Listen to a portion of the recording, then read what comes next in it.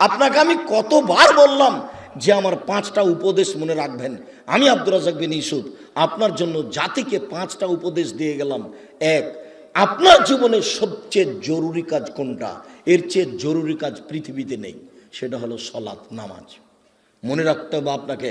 পৃথিবীবাসী, আমি আব্দুর রাজ্জাক বিন ইউসুফ আপনাদের দ্বীনি ভাই হিসাবে মহিলা পুরুষ সকলকে বলে যাচ্ছি, মানুষের জীবনের সবচেয়ে জরুরি কাজ পৃথিবীতে, কাজ হিসাবে, কর্ম হিসাবে এর চেয়ে জরুরি কাজ পৃথিবীতে নাই। সেটা কি? সালাত। জীবনে এর সাথে কোনোদিন আপোষ করিয়েন না। একে শক্ত হাতে দমন করবেন, টাইম হলে আদায় করতে হবে, যত সমস্যা থাকে। কোনো দিন 5 মিনিটের জন্য এর সাথে আপোষ করবেন না। এর চেয়ে জরুরি কাজ পৃথিবীতে নেই। দ্বিতীয় পৃথিবীতে জরুরি কাজ হালাল রুজি। আপনাকে আমি ব্যাংকে লোন নিয়ে ব্যবসা করতে বলিনি, কোনোদিন বলিনি। চকলেট দিয়ে ব্যবসা করতে বলেছি, তাহলে লোন নেওয়া লাগবে না। চকলেট দিয়ে যদি আমি ব্যবসা করি তো লোন নেওয়া লাগবে না। লোন এত খারাপ, লোন এত খারাপ, লোন এত খারাপ যে লোন যেন আমি না করি, এই জন্য আল্লাহর নবী দিন রাত পরিত্রাণ চাইতেন। সালাম ফিরার পূর্বে এমন কোনো দিন জীবনে একটা দিন ঘটেনি যে এই দোয়া বলেননি। দোয়ার শেষ বাক্যটা হচ্ছে আল্লাহুম্মা ইন্নী আউযু বিকা মিনাল মা'সামি ওয়াল মাগরাম। তোমার কাছে বাঁচতে চাই বড় পাপ হতে, তোমার কাছে বাঁচতে চাই ঋণ কর্য হতে, তোমার কাছে বাঁচতে চাই বড় পাপ হতে, তোমার কাছে বাঁচতে চাই ঋণ কর্য হতে, তোমার কাছে বাঁচতে চাই বড় পাপ হতে, তোমার কাছে বাঁচতে চাই ঋণ কর্য হতে। এই বাক্যটা না বলে তিনি কোনোদিন সালাম ফিরেননি। এ কথা আয়েশা রাদিয়াল্লাহু তাআলা আনহা বলেন, হাদিস বুখারী মুসলিম। আর আপনি ব্যাংকে চাকরি করেন, এটাই খারাপ। আবার আপনি 30 লাখ টাকা লোন নিয়ে বাড়ি করলেন, ছেলে মেয়ের জন্য রেখে চলে গেলেন, আর জাহান্নামার যা মরার সাথে সাথে আপনাকে কবরে গুতাইতে লাগলো। আপনি একটু কিছুই বুঝলেন না, হুঁচলার মতো দিন কাটাচ্ছেন। চাঁপানেগঞ্জের ভাষাতে যে বুদ্ধি দিয়ে কাজ করে না, ওকে বলে হুঁচলা, মোটা বুদ্ধি। একটু বিবেচনা করতে হবে না? এমনি তো বোকামির পরিচয় দিয়ে ব্যাংকে চাকরি করতে গেছেন। আমি তো বলেছি এই বাংলাদেশের মাটিতে এমন কোন ব্যাংকিং ব্যবস্থা নেই, এমন কোন ব্যাংক নাই যেখানে চাকরি যায়। দেখি কোন মায়ের বেটা প্রমাণ করতে পারে। ব্যাংকে টাকা রাখা আর ব্যাংকে চাকরি করা দুটো এক নয়। সম্মানিত দিনী ভাই বোন, মানুষের জীবনে সবচেয়ে জরুরি কাজ হালাল রুজি। শ্বশুরের কাছে টাকা নিয়ে জীবিকা নির্বাহ করবেন না, ও কথা পুনরায় বলা লাগবে না। শতবার বলেছি যে যৌতুকের টাকা দিয়ে চাউল কিনে ভাত খেয়ে ইবাদত কবুল হবে না। ভিক্ষা করার টাকা দিয়ে চাউল কিনে ভাত খেয়ে ইবাদত কবুল হবে। আমি ভিক্ষা করব কেন? আমার গায়ে শক্তি আছে, কাজ করে খেতে পারি। তবুও ভিক্ষা করার টাকা দিয়ে চাউল কিনে ভাত খেয়ে ইবাদত কবুল হবে। যৌতুকের টাকা দিয়ে ভাত খেয়ে ইবাদত কবুল হবে না। চাউল কিনে ভাত খেয়ে ইবাদত কবুল হবে না। ওটা হারাম টাকা। যৌতুক শ্বশুরকে ফেরত দিতে হবে, এটা ভুল হয়েছে। আর আগামীকাল সন্ধ্যা হতে হতে, এই ছেলে, তোমাকে বলেছি শতবার, তোমার বাপ যেন তোমার ফুফুকে জমি ফেরত দেয়, হিসাব করে ভাগ করে দেয়। আগামীকাল সন্ধ্যা হতে হতে আপনি বোনের জমি দিয়ে দিবেন। আপনার বাপ মরা 10 বছর হলো। বোনের জমি মানে পরের জমি। পরের জমি খান কেন? শরম হয় না? আপনার ভাগ্য আল্লাহ লিখে দেননি? বাপ মারা গেছে, আপনি জমির ভাগ নেবেন, আপনার বোন জমির ভাগ নেবে। আপনি নেবেন সকালে আর আপনার বোন নেবেন বিকেলে, এরকম কথা কি না? একসাথে। তা আজ পর্যন্ত জমি আপনার কাছে কেন? আপনাদের 4 ঘাট কোন দিক থেকে একটা লোক গেছে আমার কাছে, তো বলছে আমি অংশ বন্টনের উপরে ডক্টরেট ডিগ্রি করব, সেই জন্য আপনার কাছে এসেছি। তো কি করবেন? কি বলে আপনাকে কিছু জিজ্ঞাসা করব। প্রথমে বলছে আপনার আমি পরীক্ষা নিব। আমারই পরীক্ষা নেবেন? আচ্ছা ভালো, কি জিজ্ঞাসা করবেন করেন তো। তো কিছু মাসলা জিজ্ঞাসা করলো এই ফারাইজ সম্পর্কে। করার পরে বলছেন আমাকে এটাই মনে হয় আমার পরীক্ষা। সেটা হলো এই, আপনার বাপ মারা গেছে না বেঁচে আছেন? বলে মারা গেছেন। কতদিন হলো? এতদিন। তো আপনার জমি জায়গার খবর কি? তা আমি বললাম যে আমার বাপকে মাটি দিয়ে এসে আগে জমি ভাগ করেছি, তারপরে খাওয়া দাওয়া। খাওয়ার আমরা আগে খাইনি, আগে জমি ভাগ করেছি তারপরে খাওয়া। যদিও জমি আমি একটু চিনি, আমার ছোট ভাই চিনি না। আমরা কোনোদিন জমিতেই যাইনি। আমার আব্বা একজন ছোট কৃষক ছিলেন, 20-25 বিঘা জমি রাখতেন। যখন পশ্চিমে থাকতাম তখন বলতো ধান বিক্রি এত টাকা, কালাই বিক্রি এত টাকা, সরিষা বিক্রি এত টাকা, পেঁয়াজ বিক্রি এত টাকা, মোট 1000 টাকা পাঠালাম। তখন আমি ভাবতাম যে আমার আব্বাকে 1000 টাকা সংগ্রহ করতে অনেক পরিশ্রম করতে হয়েছে। ওই কথা আমার এখনো দিনের মতো মনে পড়ে। আমার আব্বা আমাকে বলতেন যে আমি যতদিন বেঁচে আছি ততদিন তোমাকে জমিতে যেতে হবে না, কোনো কাজ করতে হবে না, যদি কাজ করে খেতে হয় তাহলে আমার মরার পরে। আমার এই বাপের আমার এই বাক্যটা আমি ভুলতে পারি না,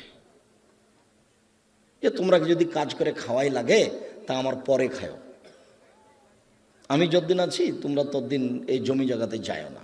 শুক্রিয়া, জাযাকুমুল্লাহ খায়র। যেটা বলছিলাম হালাল রুজি, 3 কোরআন তেলাওয়াত, 24 ঘন্টায় একবার কোরআন মাজিদ তেলাওয়াত করবেনই, করতেই হবে, নাহলে কোরআন বিপক্ষে চলে যাবে। বেশি না পড়লেও কি বলেছি সূরা ইখলাস 3 বার পড়েন, একবার কোরআন মাজিদ পড়ার সময় নাকি হবে। কেন পড়েননি আজকে বলেন তো যে আমি পড়েছি? বলেন, এই ছেলে তুমি লাভ দিয়ে বলো যে আমি পড়েছি, একটু হিসাব হয় না কেন? কেন পড়তে পারেন না? কেন পড়তে পারেন না? কি আছে সমস্যা যে পড়তে পারেন না? কেন পড়বেন না? সূরা ইখলাসটা আপনি 3 বার কেন পড়বেন না? নিজেকে মানুষ মনে করেন না? নিজেকে গরু ছাগল মনে করেন? বুঝেও বুঝে না ওরা চক্ষু, বুঝেও বুঝে না ওরা অন্তর আছে বুঝে না, দেখেও দেখে না ওরা চক্ষু আছে দেখে না, শোনেও শোনে না ওরা কান আছে শোনে না। উলায়েকা কাল আনাম, তারা পশু প্রাণীর মতো, তারা গরু ছাগলের মতো, তারা কুকুর শ্রীগলের মতো, বাল হওয়া জাল বরং তার চেয়ে খারাপ। নিজেকে গরু ছাগল মনে করেন, পশু প্রাণী মনে করেন? কেন আপনি পড়েননি কোরআন মাজিদ আজকে? অন্তত সূরা ইখলাসটা কেন পড়েননি? এটা হলো 4 নম্বর। 1 সালাত, 2 রুজি, 3 কোরআন তেলাওয়াত, 4 দুইজন যেখানে বসে আছে সেখানে বসবেন না। ওখানে বসে ওরা একজনের বদনাম করছিল, আপনি গিয়ে যদি বলেন হ্যাঁ ঠিক বলেছিস, আসলেও খারাপ, এখন কি হবে? তাহাজ্জুদ সারা জীবনে যা পড়েছেন ওইটা যদি এক পাল্লায় দেওয়া হয়, আর ঠিক বলেছিস আসলেও খারাপ এই বাক্য যদি এক পাল্লাতে দেওয়া হয়, পুরো জীবনের তাহাজ্জুদ হারিয়ে যাবে। আপনি বলতে পারেন, বুঝতে পারেন ল্যাংটা মেয়েকে দেখছি আর গল্প জমাচ্ছি, এটা কত বড় খারাপ, আর মানুষের বদনাম কানে শুনছি, এটা কত বড় খারাপ, আপনাকে আমি বুঝাতে পারি না। 4 জন যেখানে, 2 জন যেখানে বসে আছে সেখানে বসবেন না। 5 ছেলে মেয়ে স্ত্রীর উপরে হন কঠোর, খুব কঠোর, চোখ যেভাবে ঘুরে বউ সেভাবে চলে, তার নাম ক্ষমতা। আহাল পরিবারের উপরে খুব কঠোর হতে হবে, শক্ত হাতে পরিবারকে দমন করতে হবে, নইলে তাহাজ্জুদে আপনি টিকতে পারবেন না। শেষে দেখা যায় বেটির কারণে বইয়ের কারণে জাহান্নাম হয়ে গেছে। শতদিন বলেছি, আল্লাহ নবী বলছেন 3 শ্রেণীর মানুষ জাহান্নামে যাবে। তার 1 শ্রেণীর মানুষ হচ্ছে মধুমিনুল খামর, যারা নিয়মিত বিড়ি তামাক জর্দা সিগারেট গুল নেশাদার দ্রব্য খায় পান করে, তারা জাহান্নামে যাবে। একটা ছেলে বলছে, আব্দুর রাজাক সাহেব আপনি যে বিড়ি সিগারেট সব সময় বলেন, তো বিড়ি সিগারেট হারাম তার দলিল কোথায়? তো দলিল সরাসরি আছে, আল্লাহ রাসূল বলছেন মাসকারা কাসিরহু ফাকালিলুহু হারাম। যেই জিনিসটা বেশি খেলে বিবেকের ক্ষতি হবে, তার কম, তার একটা কণাও হারাম। তো তাহলে তোমার 50 বেড়ি, হাফ কেজি বেড়ির মশলা খুলে একজনকে খাওয়াইয়া দাও দেখি। হাফ কেজি জর্দা তুমি একজনকে খাওয়াইয়া দাও, তার বিবেকের ক্ষতি হয় কি না? 10 কেজি খাওয়াইয়া দিলে যদি বিবেকের ক্ষতি হয়, তাহলে তার একটা কণাও হারাম। আল্লাহ রাসূল বলেছেন, এক বাক্য বলেছেন এমন ভাবে কিয়ামত পর্যন্ত সারা পৃথিবীর সব জায়গাতে চলবে। কাজেই হালাল রুজি খাবেন, আর জরুরি প্রয়োজন ছাড়া কোথাও বসবেন না, আর পরিবারের উপরে খুব শক্ত, খুব কঠোর হতে হবে। সম্মানিত দিনী ভাই বোন, এই 5টা উপদেশ থাকছে। বলছিলাম আমার দিনী বোনদের ব্যাপারে একটু অনুরোধ জানাচ্ছি। দেখুন, 4টা কাজ করতে পারলে আপনার জন্য জান্নাতের সব দরজা খোলা। আপনি 4টা কাজ করেন, জান্নাতের যে কোনো দরজাতে যেতে পারবেন। আমি বলিনি এই কথা মুহাম্মদ সাল্লাল্লাহু আলাইহি সাল্লাম বলেন। 1 সলাত খামসাহা, 5 ওয়াক্ত সালাত আদায় করুন। এই ছেলে, তোমরা ওখানে ভাবে দাঁড়িয়ে কেন? বসো। দিনী ভাই বোন, আমি আপনাদেরকে অনুরোধ করছি, আপনারা দয়া করে দোকানপাটে কেউ থাকিয়েন না, রাস্তাঘাটে চলাচল করিয়েন না, এখন কোনো কাজ করার প্রয়োজন মনে করেন না। আপনার আমি কিছু না কিছু উপকার করবো ইনশাআল্লাহ। আপনিও যেমন কষ্ট করে এসেছেন, আমিও তেমন কষ্ট করে এসেছি। আমি 7:30 8টার দিকে বাসায় পৌঁছেছি। বরিশাল বরগুনায় ছিলাম রাতে। বরিশাল বরগুনা থেকে আমি রাতে বক্তব্যের পরে যাত্রা আরম্ভ করে সকাল 8টার দিকে আমি প্রতিষ্ঠানে পৌঁছেছি। এটা নিয়ে আমার কোনো খেয়ালই ছিল না। এশার সালাতের পরে অবগত হয়ে আমি আসলাম। আমি কষ্ট করে এখানে এসেছি, আপনি চায়ের স্টলে বসে থাকবেন? আপনাকে আমি মানুষ মনে করব? কেন আপনাকে আমি মানুষ মনে করব? আল্লাহ আপনাকে পশু প্রাণী বলছেন, আমি কেন বলবো? আপনি পশু প্রাণীর মতো। পশু প্রাণীর মতো না হলে আমি দিনের কথা বলছি, আপনি ওখানে বসে থাকবেন কেন? সম্মানিত দিনী বোন, এদিকে শোনেন। এই মেয়ে শোনো, 1 5 ওয়াক্ত সালাত, 2 সমাত শাহরাহা, রমজান মাসে রোজা সেম, 3 আতাত বালাহা, স্বামীকে মেনে চলা, তিতা লাগলেও মিঠা লাগলেও মেনে চলতে হবে, 4 জেনায় লিপ্ত না হওয়া। এই 4টা কাজ করবেন, জান্নাতের সব দরজা খোলা। 4 নাম্বার জেনা। জেনা যদি হয়ে গিয়ে থাকে তাহলে এখন থেকে কান্নাকাটি করেন। যদি আপনি খালেস অন্তরে কান্নাকাটি করতে পারেন দিন রাত, তাহলে আল্লাহ জেনার পাপটাকে নেকি দিয়ে পূর্ণ করে দিবেন। আর আল্লাহ ওয়াদা করেছেন আপনার সাথে, অনাহা নাফসা আনিল হাওয়া ফাইনাল জান্নাতা হিয়াল মাওয়া। পৃথিবীবাসী মনে রেখো, আল্লাহ তাআলা বলছেন, পৃথিবীবাসী মনে রেখো, তোমরা যদি অশ্লীল কাজ থেকে নিজেকে বিরত রাখতে পারো, আমি আল্লাহ তোমাকে জান্নাতুল মাওয়া দিয়ে দিলাম। ওটা তো আল্লাহর ওয়াদা। আপনি অশ্লীল কাজ বন্ধ করেন, জান্নাতুল মাওয়া আপনার জন্য প্রস্তুত আছে। এটা মানুষে বলেননি, এটা নবী বলেননি, এটা সরাসরি আল্লাহ বলছে। অতএব যদি কারো জেনা হয়ে গিয়ে থাকে, বন্ধ করেন, আপনি ভালোর মধ্যে চলে যাবেন। স্বামীর সাথে ভালোভাবেই চলতে হবে। আপনার স্বামী আপনাকে গালি দেয়, এ কথাই ঠিক। আপনার স্বামী আপনাকে মারে, এ কথাই ঠিক। আপনার স্বামীর মুখ খারাপ, এ কথাই ঠিক। এর পরেও কোনো উত্তর না করে পাথর হয়ে এই সংসার করেন, এটাই আমার পরামর্শ। আমি আপনার দিনী ভাই হিসেবে আপনাকে আমি পরামর্শ দিচ্ছি, যেহেতু 2-1টা ছেলে মেয়ে হয়ে গেছে, আপনি এই সংসার করেন, ওর সাথে কথা বলেন। সপ্তাহ সপ্তাহ কথা বলেন না, রান্না বান্না করে ছেলের হাতে মেয়ের হাতে দিয়ে পাঠান। আর 1 গ্লাস পানি চাইলে সামনে গ্লাসটা রেখে থ্যাকস করে রেখে দুদিকে হেঁটে চলে যান। এভাবে সংসার করলে আল্লাহ অসন্তুষ্ট থাকবেন, পরকাল জাহান্নাম হয়ে যাবে। এই সংসার করতে হবে না। আমার কথা আপনি মেনে চলেন, কষ্ট হোক, মুখ বন্ধ করেন, প্রতিবাদ করিয়েন না, তার সাথে মিশে চলেন, তার পায়ের নিচে দুনিয়া শেষ করে দেন, তাকেই ভালোবেসে দুনিয়া শেষ করে দেন, আপনার জন্য ভালো হবে, জান্নাত হবে। শেষ পর্যন্ত যদি বুঝেন যে সংসার হবেই না, তাহলে এভাবে ঝুলন্ত থাকতে হবে না, আপনি খোলা করে নেন। যে কোনো মহিলা যে কোনো স্বামীর সাথে খোলা করতে পারে যে আপনার সাথে থাকবো না, চেয়ারম্যান সাহেবরা ঠিক করে দেন, কাজী সাহেব ঠিক করে দেন, আমাকে একটা খোলা তালাক লিখে দেন, আমি আমার স্বামীর ভাত খাবো না। আপনি করেন, 1 মাস পরে অন্য জায়গাতে বিবাহ বসেন, কিন্তু ঝুলন্ত অবস্থায় এভাবে থাকিয়েন না। মাস মাস বছর বছর স্বামীর সাথে কথা বলবেন না, এটা ঠিক নয়।